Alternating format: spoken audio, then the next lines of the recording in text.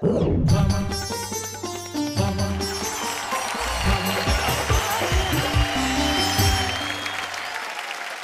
भर के तमाम करोड़ों दर्शकों को नमस्कार, आदाब, सत श्री अकाल। आप ही के दोस्त तारक मेहता का, और मैं जानता हूं कि आप इस वक्त मेरे साथ मिलके कहना चाहते हैं, तो मिलके कह देते हैं वाह वाह क्या बात है।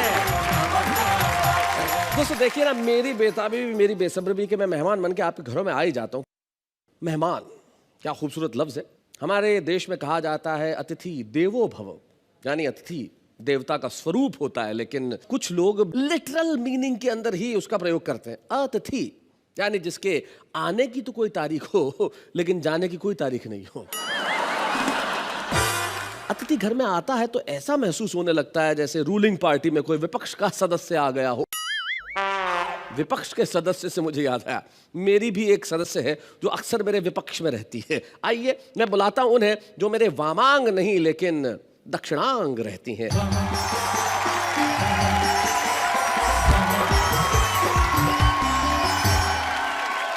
मैं अंजलि तारक मेहता आपके अपने शो में आपका स्वागत करती हूँ, जिसका नाम है वाह वाह क्या बात है। आज हम बात कर रहे हैं मेहमानों की, अतिथियों की। तुमने कभी जीवन में किसी को अतिथि बनाया है? मैं काफी लोगों की वहाँ अतिथि बन के जाती हूँ। अच्छा, जाती हूँ। वो वापस भेज भी देते हैं? हाँ, आनंद। जी जी, सानंद। लेकिन हमारे यहाँ अतिथि देवो भव का मतलब ये है कि अतिथि जो भी आएगा वो कुछ दे के जाएगा। अतिथि आएंगे और कुछ देंगे। जो हमारे आज के अतिथि हैं वो देंगे हंसी, हमारे आज के अतिथि देंगे कविताएं, और हम उन्हें देंगे तालियां।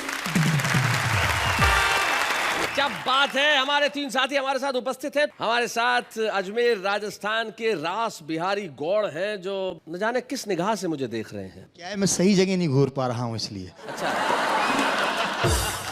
ऐसा ही शो में भी है, मुझे सुनिए इन्हें देखिए। और रास बिहारी के पास में जो बैठे हैं उनका मैं क्या परिचय दूं। एक ऐसे कवि जो हमारे हास्य व्यंग के कवियों में बड़ा ही प्रतिष्ठित नाम है, श्री गोविंद व्यास। और हमारे तीसरे मेहमान कवि अद्भुत हैं और स्वयं पे हंसना जानते हैं। ये एक बार अपनी बहन के घर गए। अच्छा। हाँ, तो बहन के बच्चा उस वक्त इनसे जिद करने लगा कि मुझे चिड़ियाघर ले जाइए, बंदर दिखाइए, बंदर दिखाइए।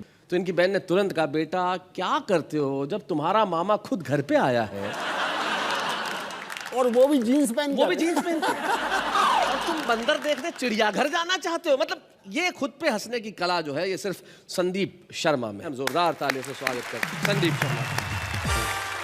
अपराध बोध की व्यथा मिसरे बना गई और अनुभूति आत्मग्लानि की गजलें लिखा गई। क्या बात है भाई, और फुर्सत तो मुझे भी थी बहुत देश के लिए, जब पेट भर गया तो मुझे नींद आ गई। और जिन्होंने ये पंक्तियां रची वो हमारे बीच उपस्थित है। मैं चाहता हूं गोविंद व्यास आए और हम उनके लिए जोरदार तालियां बजाएं।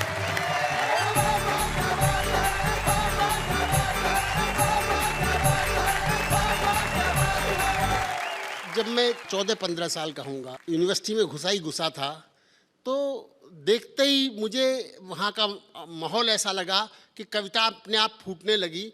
और कैसी कविताएं फूटी जी, कि सोमवार को आंख लड़ी थी, मंगल को बीमार हो गया, बुधवार को दिल दे डाला, बृहस्पति को दिलदार हो गया, शुक्रवार को वो भी हंस दी, शनिवार को प्यार हो गया, पर संडे की छुट्टी पड़ गई, सब कुछ बंटादार हो गया।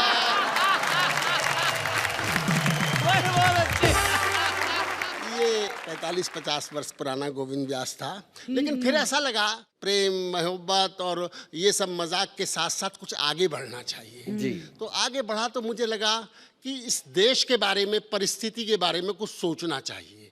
तो मैंने एक ऐसे व्यक्ति की दुर्दशा का सुखद चित्रण किया है। दुर्दशा का सुखद चित्रण किया है कि जो चुनाव लड़ता है और लड़ने के बाद हारता है और हारने के बाद उसकी क्या सदगति होती है, उसको आप मजा लीजिएगा। जी जी। कि मैं हार गया, मैं हाय इलेक्शन हार गया। हाँ। मुझको ऐसी उम्मीद न थी, यूं मेरी खाट खड़ी होगी। इज्जत की अर्थी निकलेगी और सूरत मरी मरी होगी। मैं खुद को जीता हुआ मान मालाएं पहले ले आया, माला पहनाने वालों को भी पैसा देकर बुलवाया। वो सब के सब अब कहते हैं हम अपनी ड्यूटी पालेंगे, तुम हार गए तो क्या गए जी, हम हार गले में डालेंगे। उनके मुंह से ये सुनते ही मुझको तो लकवा मार गया। मैं हार गया, मैं हार गया, मैं हाय इलेक्शन हार गया। एक एक वोट के लिए सुनो जेबों की खालिश की मैंने, और कल्लू मालिश वाले की घर जाकर मालिश की मैंने। पर है किस्मत की बात, कोई हथकंडा काम नहीं आया। नोटों के बदले वोटों का लेना बिल्कुल बेकार गया। मैं हार गया, मैं हार गया, मैं हाय इलेक्शन हार गया। इलेक्शन में कितना श्रम करना पड़ता है, परिश्रम करना पड़ता है कि बरसों तक मक्खनबाजी की, तब जाकर मुझको टिकट मिली। ये टिकट नहीं थी टिकट, अरे ये आफत मुझको विकट मिली। हाथों में झंडे रखता था, झंडों में डंडे रखता था, डंडों को ठंडा करने को 200 गुंडे रखता था। अपनी मीटिंग में अपने में लड़के ले जाया करता था, अपने भाषण पर उनसे मैं ताली बजवाया करता था। पर खबर जमानत की सुनकर मैं अपनी आंखें फाड़ गया। मैं हार गया, मैं हार गया, मैं हाय इलेक्शन हार गया। और देखिएगा हारने के बाद क्या होता है जी, कि हमदर्दी रखने वाले अब आकर दर्द बढ़ाते हैं। हम दर्दी रखने वाले अब आकर दर्द बढ़ाते हैं। यह मेरी हार नहीं है जी, वे अपनी हार बताते हैं। घावों पर नमक छिड़कते हैं और मन ही मन मुस्काते हैं। मैं जान गया क्यों नेताओं के हार्ट फेल हो जाते हैं। अरे कर्जे वाले अब आएंगे, गुंडे भी मुझे निहारेंगे। यदि उनके पैसे नहीं दिए तो पटक पटक कर मारेंगे। उनकी पटकी से पहले ही मैं वेश बदल हरिद्वार गया। हार गया, इलेक्शन हार गया। एक बहुत छोटी सी कविता, ये कविता हास्य की नहीं बल्कि परिहास की कविता। जी जी सर। परिहास। इसमें हंसी नहीं आती, मुस्कुराहट पैदा होती जी। ये मेरे जीवन की सबसे आखिरी हास्य कविता थी, क्योंकि इसके बाद मेरी शादी हो गई। इस कविता का शीर्षक है कुंवारेपन की आखिरी शाम। जी। कुंवारेपन की आखिरी शाम, तुझे मेरा सादर प्रणाम। कैसे दिलाऊं तुझे विश्वास, कल होने वाले ओलंपिक में तू पराजित होगा बेटा गोविंद व्यास। ओ मेरे पड़ोस की भाभियों, तुम्हारे मुझको बनाने के दिन गए। अरे पान वालों, तुम्हारे चूना लगाने के दिन गए। कल से मेरे हुजूर आ जाएंगे। मेरे दोस्तों, मेरी तुम्हारी कुट्टी हो जाएगी। तुम दरवाजे के बाहर से लौटा दिए जाओगे और मेरी घर में छुट्टी हो जाएगी। आवश्यकता आविष्कार की जननी है। Necessity is the mother of invention. आवश्यकता आविष्कार की जननी है। इसलिए आज की रात 3 नए दोस्तों का आविष्कार करना है। पहला साड़ी विक्रेता, दूसरा कॉस्मेटिक निर्माता, तीसरा उधार प्रदाता, फिर कल से पान की बेगम की सेवा में होगा हुक्म का गुलाम। कुंवारेपन की आखिरी शाम। क्या बात है, बहुत अच्छा। और जिन बात का जिक्र भाई ने किया था, मैं वहाँ से आता हुआ यहाँ पर आता हूँ और एक छोटी सी शब्द की कविता है, उससे सुनाकर आपसे विदा लेना चाहूँगा। बिल्कुल बिल्कुल पहुँचा। एक को फ्लू सुने, दूसरे को निमोनिया, तीसरे को अल्सर, हमको कुछ भी नहीं। क्या बात है। एक के पास नारे, दूसरे के पास हत्यारे, तीसरे के पास डूबने के लिए किनारे। हमारे पास कुछ भी नहीं। वाह वाह, हमारे पास कुछ भी नहीं। एक के पास चमचे, दूसरे के पास थाली, तीसरे के पास गाली। हमारे पास कुछ भी नहीं। क्या बात है भाई, बहुत अच्छे। एक के पास भाषण, दूसरे के पास राशन, तीसरे के पास शीर्षासन। हमारे पास कुछ भी नहीं, क्योंकि हम जनता हैं। हाँ, जनता के पास जो होना चाहिए वो सब हमारे पास है।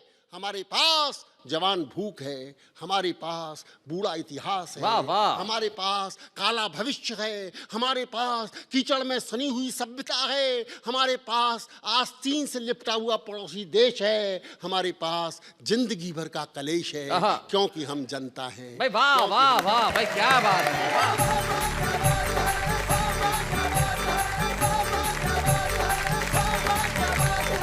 भाई सारी दुनिया के पास बहुत कुछ हो सकता है। उनके पास तरक्की है, उनके पास तकनीकें हैं, उनके पास शायद दुनिया में बहुत सम्मान है, लेकिन हमें खुशी है, हमारे पास सब कुछ है, क्योंकि हमारे पास आप जैसा मेहमान है। भाई क्या बात है।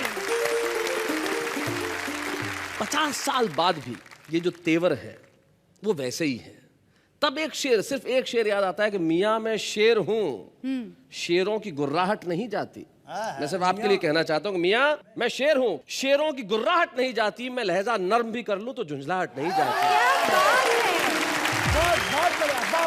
कई बार जो कस्बाई कवि सम्मेलन होते हैं उसमें बड़ा कमाल का काम होता है। जो शुरुआत में जो अनाउंसर आता है वो बड़ी कमाल की बातें करता है। वो कह रहा है देखो भैया अपने सब कवि आ गए, नहीं इन सब का पेमेंट भी हो गया है, तो अब ज्यादा मचमच होने वाली नहीं है, तो अब अपन महफिल रोशनदान करते हैं। हाँ, इसमें अपने पहले जो सबसे पहला कवि आया वो जोरदार है। कौन सा? ये जो कोने में बैठा है ना, ये मस्त जीन्स वीन्स पहन के, ये बहुत मस्त कवि है। पिछली बार इसने 1500 रुपए लिए थे, बहुत मजा दिया था। तो इस बार इसने बोला मेरे को 1700 देना, तो अपन भी तैयार हो गए 200 रुपए एक्स्ट्रा के लिए। भाई 200 रुपए एक्स्ट्रा में जब चीज अच्छी मिल रही है तो अपन का वो कंजूसी करे, तो बुलाते हैं संदीप शर्मा, जरा जोरदार तालियां बजाइए।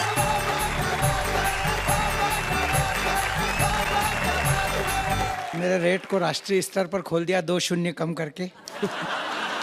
बहुत कॉन्फिडेंस से काम करता हूँ, इतने कॉन्फिडेंस से काम करता हूँ कि अगर पूरे कॉन्फिडेंस से किसी जिंदे आदमी का श्राद्ध कर दूं तो भगवान की कसम वो अगले दिन मरा हुआ मिलता है।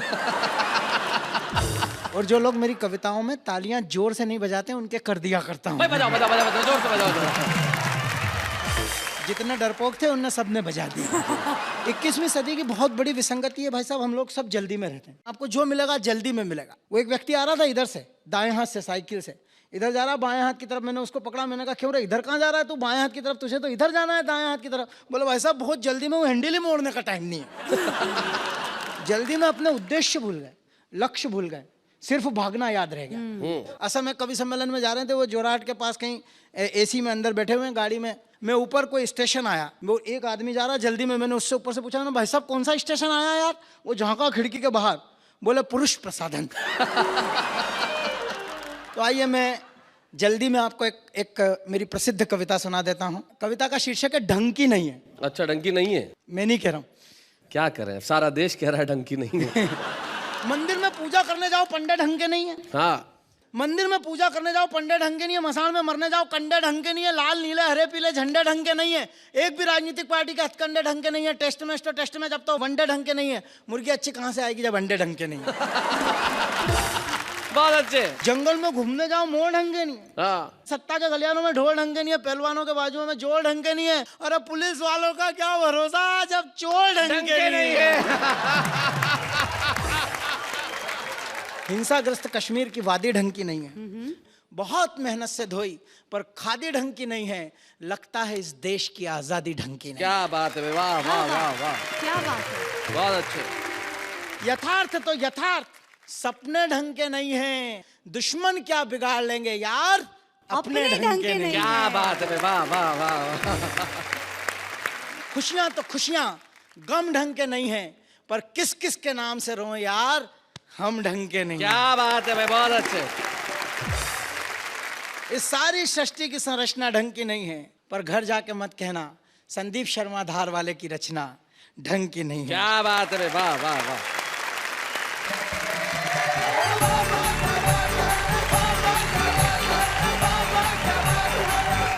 तो संदीप शर्मा, सारी महफिल में खत्म हो गई, हर आदमी की तन्हाई है और इन्होंने जम के तालियां बजाई है और ये तालियां ये कह रही है कि तुमने ढंग की कविता सुनाई है। भाई क्या बात है, बहुत बढ़िया संदीप। और आपकी इस कविता के बाद मैं बुलाना चाहता हूं उस रचनाकार को जो रास बिहारी है। रास बिहारी गौड़ जो अजमेर से हमारे बीच में आते हैं, ख्वाजा साहब की नगरी से और पुष्कर से, जो 2 तहजीबों का संगम है वो लेके आते हैं और उनकी कविता में भी हमेशा हास्य और व्यंग का एक अद्भुत संगम बना रहता है। मैं चाहता हूँ रास बिहारी गौड़ आएं और जरा ढंग की तालियां बजाएं।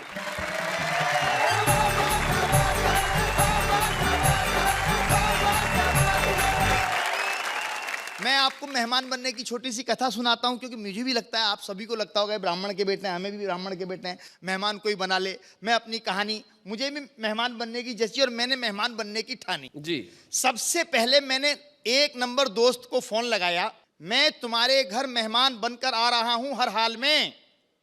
दोस्त ने कहा आजा, मैं तो खुद रह रहा हूं ससुराल में। बहुत अच्छे। एक तरफ पत्नी, दूसरी तरफ सास है, इन्हें भी काम वाले बंदे की तलाश है। मुझे तेरा यही अंदाज भाता है, दोस्त ही दोस्त के काम आता है। बहुत अच्छे। दूसरे नंबर के दोस्त को फोन लगाया, मैं तेरे घर आ रहा हूं। वो बोला आजा, मैं तो पहले ही जा रहा हूं। मेहमान का मेहमान, बड़ा मजा आएगा इस खेल में। मैं सरकारी मेहमान बनकर जा रहा हूं 7 साल के लिए जेल में।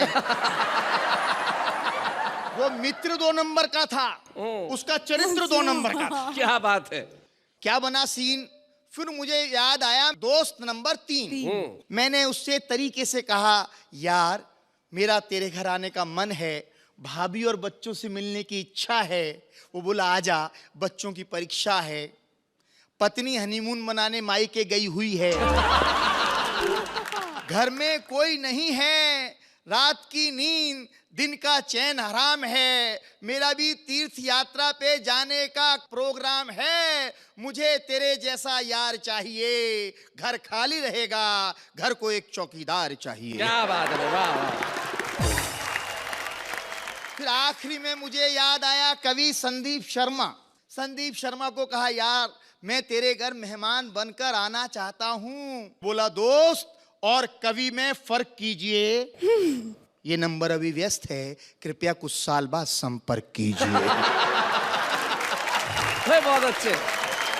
वैसे कहते हैं जिंदगी 4 दिन की है, आदमी 2 दिन का मेहमान होता है जी। तो एक शोक सभा पर भी एक मेरा मन है, जी, एक जी। कविता सुनाता हूँ। जी। जो रामलाल थे उनका स्वर्गवास हुआ और तीये की बैठक चल रही है, उठावना जिसे कहते हैं। कई लोग बैठे हैं, बोला यार आज रामलाल जी होते तो कितने खुश होते। मैंने कहा पागल, वो होते तो अपन यहाँ क्यों होते। अच्छा, लोग वहां भी व्यास जी अपने व्यापार की बात करते हैं। एक सज्जन मेरे पास बैठे, जैसे अभी आप मेरे पास बैठे थे, बात धीरे से करने, बोला यार रामलाल जी मरे, इनको 10 लाख का फायदा हो गया। मैंने कहा मरने के बाद 10 लाख का फायदा कैसे हो गया। बोला कुछ नहीं, मैं बीमा एजेंट हूं, इन्होंने मुझसे बीमा कराया था, इनके परिवार को 10 लाख रुपए मिलेंगे। मैंने कहा चलो ठीक है, परिवार को मिलेंगे। बोला बात ये नहीं है, कल आपके घर आ जाऊं। किसी की भी मृत्यु में हमारे मन में क्या ख्याल आता है। रामलाल जी तो प्यारे हो गए, राम के जाना इसलिए पड़ेगा क्योंकि उनके 3 बेटे, तीनों बड़े काम के। हाँ, क्या बात। एक म्युनिसिपल कॉर्पोरेशन में बाबू, वाह। दूसरा राजनीतिक सांड बेकाबू, तीसरा पुलिस वाला, और वहां मिलेगा मंत्री जी का साला, उससे मुलाकात हो जाएगी, लगे हाथ तो बीबी के तबादले की बात हो जाएगी। बन जाएगा हमारा काम, आम के आम, गुठलियों के के दाम। दाम। क्या बात है भाई, वाह वाह, बहुत अच्छा। परिवार का मनोविज्ञान जी। जब पत्नी बोली इस शाम को तीये की बैठक में जाओगे, चारों तरफ नजर फेंकना, कोई ढंग का लड़का दिख जाए तो देखना। बहुत अच्छे, बहुत बढ़िया। फिर संवेदना की बात आती है, कोई ढंग का लड़का दिख जाए तो देखना, मेरी बहन कुंवारी है, लड़कों की मारा मारी है, ऐसे मौकों पर अच्छे रिश्ते मिलते हैं, मौत के साए में अक्सर फरिश्ते मिलते हैं। वाह वाह वाह, बहुत अच्छे क्या बात। भाई, बहुत क्या बढ़िया। बात है। हम पहुंच गए ठीक 4:45 बजे, 5 बजे का समय, हम पहुंच गए ठीक 4:45 बजे। देखा रामलाल जी के तीनों लड़के सजे धजे ऐसे ही। रामलाल जी के तीनों बेटे सजे धजे, चमकीली चमकार ओढ़े। हमने उनको हाथ जोड़े, एक कोने में टिक गए, मन में तसल्ली हुई, चलो इनको तो दिख गए। तभी चला संवेदना का दौर, भाषणों का दौर, शोक संदेश पढ़े जाने लगे, कसीदे गढ़े जाने लगे। रामलाल जी के एक दोस्त श्यामलाल जी उनके लिए बोलने लगे, बोलकर पोल खोलने लगे। बोले मेरे दोस्त रामलाल को मौत से बड़ा लगाव था, अच्छा, मरने का बड़ा चाव था, बचपन में अंग्रेजी की टीचर पे मरता था, जवानी में जवानी की भूलों पर मरने लगा, क्या बात है, बुढ़ापे में उसूलों पर मरने लगा, वाह। और परसों फाइनली मर गया। लोग जिंदगी से डरते हैं, वो मरकर मौत को अमर कर गया। वाह वाह वाह, बहुत बढ़िया। समाज के माध्यम से राजनीति पर व्यंग। एक नेताजी तो भावनाओं में बह गए, बहते बहते कह गए रामलाल जी का सम्मान घटने नहीं देंगे, मर गए तो क्या हुआ, वोटर लिस्ट में से उनका नाम कटने नहीं देंगे।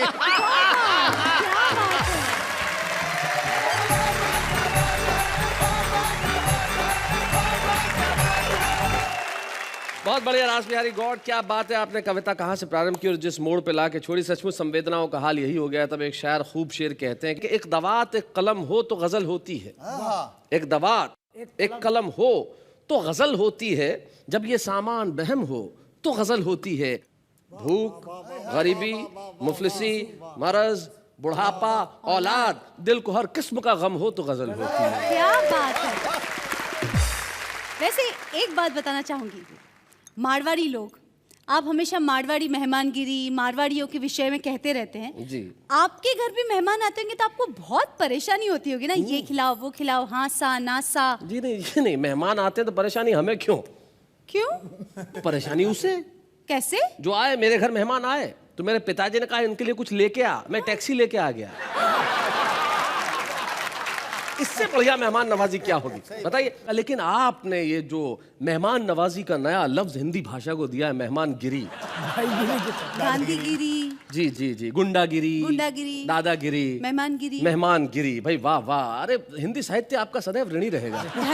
क्या शब्द दिया है आप। नहीं, हिंदी साहित्य कर रहा है आपको प्रणाम। हम लेते हैं एक अल्प विराम।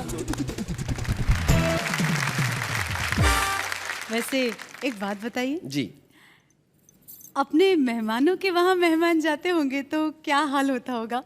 कविताओं से ही पेट भरता होगा। अरे नहीं, बड़ी मेहमान नवाजी करते हैं एक दूसरे की। जैसे रास बिहारी गए संदीप शर्मा के घर, अच्छा, जब खाना परोसने की बारी आई तो संदीप जी की पत्नी आके संदीप जी के थाली में फुल्का डालने लगी। तीसरा फुल्का डाला तो संदीप जी ने कहा, क्या समझती क्या है तू, 3 फुल्के खाऊंगा मैं, क्या कोई जानवर हूँ? रास बिहारी जी को दीजिए। जब दाल की बारी आई तो कहने लगे, इतनी दाल तू क्या समझती है, कोई सीधा साधा इंसान कभी इतनी दाल एक साथ खा सकता है? रास बिहारी को दीजिए। अब ऐसी बातें सुनने के बाद उन्हें तो संतुष्ट होना ही था, कविताओं की जरूरत नहीं पड़ी, वैसे ही पेट भर गया। क्या स्टाइल है। हाँ, ये तो स्टाइल होता ही है, और कुछ कवियों में खास स्टाइल होता है, अलग किस्म का। हमारे जो आज हमारे मेहमान साथ में है, जो उम्र में कम है लेकिन उनके पास अपना एक स्टाइल है, और स्टाइल ऐसा है कि यूं तो वो मोहब्बत की शायरी करते हैं लेकिन कभी कभी लोकगीत जनगीत भी लिख लेते हैं। चाहते हैं हम कि उन्हीं से सुने। हमारे बीच में आ रहे हैं तुराज।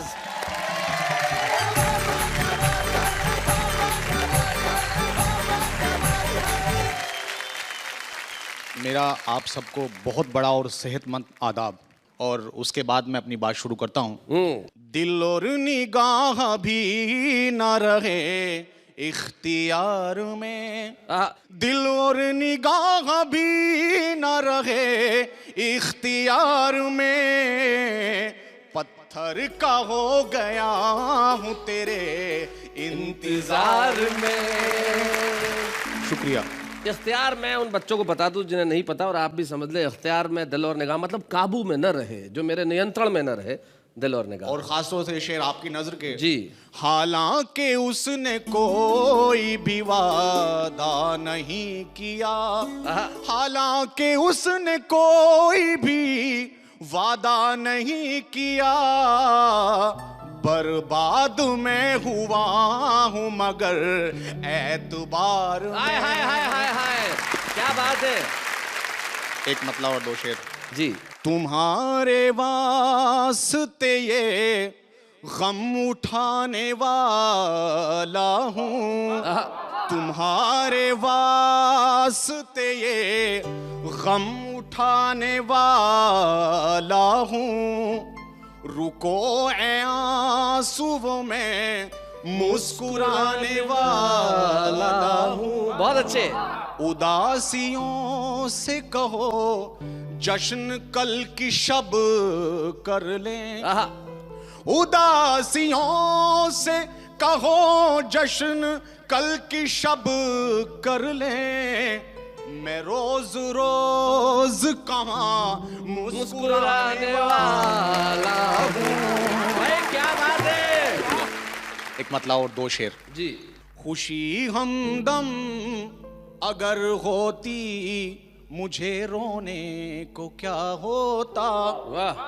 खुशी हमदम अगर होती मुझे रोने को क्या होता, उसे गर पा लिया होता तो फिर खोने को क्या होता। क्या बात है, वाह वाह वाह।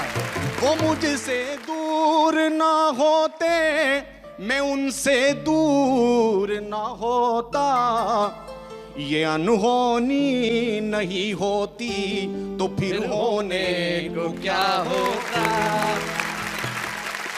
और आखिरी शेर जी। यूं ही बंजर पड़े रहते तुम्हारे खेत सदियों तक, यूं ही बंजर पड़े रहते तुम्हारे खेत सदियों तक। मैं मिट्टी में नहीं मिलता, तो फिर बोने को क्या होता। अरे वाह वाह वाह। तुराज, आप यहाँ आज आए भी, आप मुस्कुराए भी, और हम सबको मुस्कुराने का सबब भी दिया। यहाँ आने के लिए, सुनाने के लिए, और हमारे चेहरों पे तबस्सुम छोड़ जाने के लिए बहुत बहुत शुक्रिया। Thank you so very much.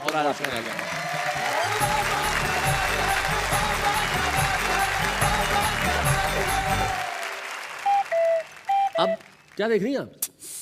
एक मेहमान गए, 3 मेहमान बैठे हैं। हाँ। अब और क्या है? क्यों छुपाते क्यों हैं आप हर वक्त? देखो भाई, छुपाना इसलिए ज़रूरी होता है कि हर चीज़ इस तरह से दिखाई तो नहीं जा सकती भाई। इंतज़ार में जो मज़ा होता है वो कितना, जैसे तुम्हारा रिजल्ट आने वाला होता था, तुम्हें पता होता था कि तुम पास नहीं होगी, लेकिन इंतज़ार तो करती थी।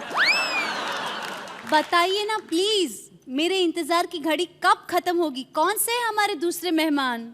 दूसरे मेहमान मतलब?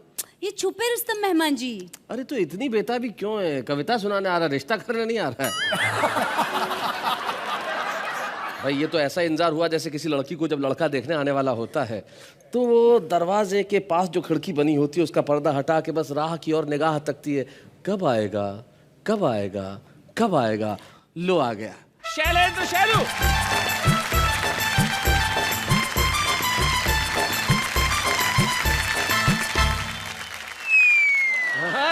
भाई शैलेंद्र, नॉर्मली लोग जब आते हैं तो अपना चश्मा उतार के आते हैं, आपने यहाँ आके लगाया है, कोई खास बात? सर आप हैं उल्टा चश्मा से। अच्छा। और उल्टा चश्मा के आगे सिर्फ एक ही व्यक्ति टिक सकता है, सीधा चश्मा। बहुत अच्छे। आनंद और मस्ती के मूड में रहिएगा जी। फिल्मी स्टाइल में इस देश की जनता को संदेश मैसेज पहुंचाना चाहता हूं। जी सुनाए। और ये मैं क्या है कि बीच बीच में गियर भी बदलूंगा लूंगा। अच्छा। ये गियर है, फर्स्ट गियर। शेलू कहे हमारी बातें अधूरी सारी, मैं सबको जानता हूँ इनको तो है बीमारी। शेलू कहे हमारी बातें अधूरी सारी, मैं सबको जानता हूँ इनको तो है बीमारी। अनशन पे लेके आऊं और सबको मैं सिखाऊं क्या चिंता था चिता चिता चिंता था चिंता था चिता चिता चिंता था।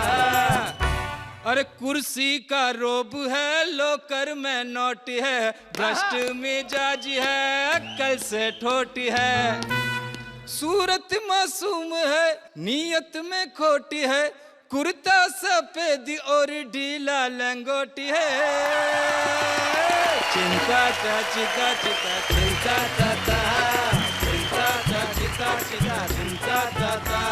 और 2014 में कांटे की हो टक्कर, सांसद न कोई आए, बिगड़ा हुआ कैरेक्टर अनशन पे लेके आऊं और सबको मैं सिखाऊं क्या चिंता था चिता चिता चिंता था। ये गियर ऐसे बदलता है जैसे इंजन फंस गया हो। ऐसा है कि मेरे इंजन में ऑयल अच्छी कंपनी का है। अगला गियर बदलता हूँ जी। अरे भ्रष्टों को अब कोई चुनना ले, चुनना ले रे कोई चुनना ले। कभी नशेड़ों को अब कोई चुनना ले, चुनना ले रे कोई चुनना ले। इनमें तो अब कोई दम नहीं, अब इनके भरोसे हम नहीं। भ्रष्टों को अब कोई चुनना ले, चुनना ले रे कोई चुनना ले। अरे बातों के बदले वोटों से लो काम, वरना देश को कर देंगे बदनाम। क्या बात है। अरे संसद मुल्क की सबसे ऊंची शान, उसमें लुटेरे बैठ गए शैतान। क्या बात है। हो बेईमान तुम, नादानी हम, हैवान तुम, इंसान हम। तुवर की दाल नरम नहीं, शक्कर के भाव भी कम नहीं। भ्रष्टों को अब कोई चुना ले, चुना ले, कोई चुना ले। क्या बात है भाई, वाह वाह वाह, बहुत अच्छा। जब तुम कविताएं पढ़ रहे थे, मैं जानता हूं गोविंद व्यास जी के मन में उस वक्त क्या चल रहा था। गोविंद जी, ये जो सेगमेंट है, इसमें हम उस एक व्यक्ति को बुला के एक स्मृति चिन्ह, एक प्रतीक चिन्ह देना चाहते हैं, जिसका अंदाज, जिसकी विधा चाहे जो हो, लेकिन उसमें भरपूर संभावनाएं हो, क्योंकि शैलेंद्र शैलू में संभावनाएं है। अगर हम उसका मार्ग प्रशस्त करेंगे तो आज वो जो लिख रहा है उससे कहीं बेहतर लिखेगा, उससे कहीं बेहतर बनेगा। तो हम शैलेंद्र शैलू को आज इस मंच पे एक स्मृति चिन्ह देना चाहते हैं, हमारे छुपे रुस्तम के रूप में। जोरदार स्वागत करें हम शैलेंद्र शैलू।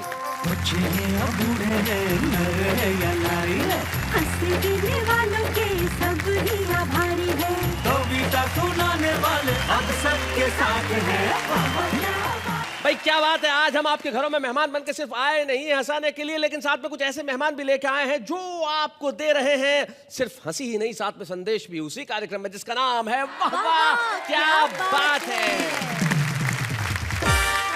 मेहमानों की बात चल रही है तो मेहमान नवाजी का मौका हमको भी दीजिए। आप भी कभी हमारे घर आइए। अरे आप घर की बात कर रही हैं, आप दिल में बुलाइए। जब आना ही है तो आदमी घर आके क्या करेगा, फिर हम आपको देते हैं मेहमान नवाजी का मौका। लेकिन इस वक्त हम मेहमान नवाजी करना चाहते हैं हमारे उन कवियों की जो यहाँ नहीं है लेकिन कहीं कहीं है। उनके भीतर एक कवि, हमारे देश का आम व्यक्ति जब कविता करता है तो क्या करता है, जरा देखते हैं। तितली उड़ी, बस में चढ़ी, सीट ना मिला तो रोने लगी। कंडक्टर बोला बैठ मेरे पास, तितली बोली हट बदमाश। तुझे पाने के लिए मैं कुछ भी करूँगा, तेरे प्यार में जीऊँगा, तेरे प्यार में मरूँगा। फिर भी तू ना मिली तो कोई गम नहीं, ये फार्मूला मैं किसी दूसरी पे ट्राई करूँगा। मच्छर ने जो काटा वो उसका जुनून था, चाकर भी नहीं मार पाया उसको, क्योंकि उसकी रगों में मेरा ही खून था।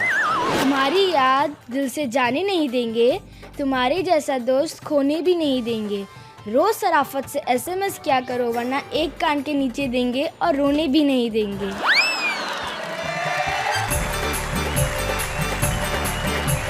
किसी एक कवि ने बहुत खूबसूरत लफ्जों में कहा है कि कविता लिखना सरल नहीं है, पूछो इन फनकारों से, ये सब लोहा काट रहे हैं कागज की तलवार से। क्या बात है। और हमारे बीच में एक ऐसे कवि उपस्थित हैं जिन्होंने कई वर्षों तक और कई वर्षों से अपनी काव्य यात्रा में हजारों, लाखों, करोड़ों दर्शकों को सिर्फ कविता ही नहीं सुनाई, अपनी छाप छोड़ी। दास बिहारी गौड़ और संदीप शर्मा जिस ज़माने में बचपन में स्कूल जाया करते होंगे और कविता का कीड़ा उनमें पहली बार पनपा होगा, तब उन्होंने निश्चित तौर पे गोविंद व्यास जी की कविताएं सुनी होंगी। और आज गोविंद व्यास जी इस मंच पे उपस्थित है और हम लोग आज इस वाहवा क्या बात है कि मंच पे आपको सम्मानित करके हिंदी कविता का सम्मान करना चाहते हैं। हम जोरदार तालियों से स्वागत करें गोविंद व्यास जी।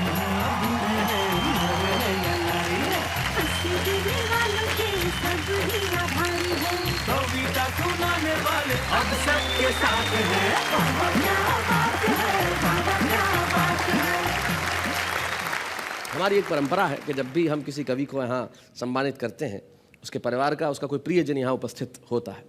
गोविंद व्यास जी की पत्नी अस्वस्थ होने की वजह से नहीं आ पाई, तब इन्होंने कहा कि मेरा सहायक, मेरा निजी सहायक, मेरा पीए जो पिछले 17-18 वर्षों से मेरे साथ है, वो मेरे लिए मेरा परिवार ही है। हम गोविंद व्यास जी के सहायक श्री मीन लाल, जिसे गोविंद व्यास जी प्यार से रामू कहते हैं, उसे यहाँ बुलाएं।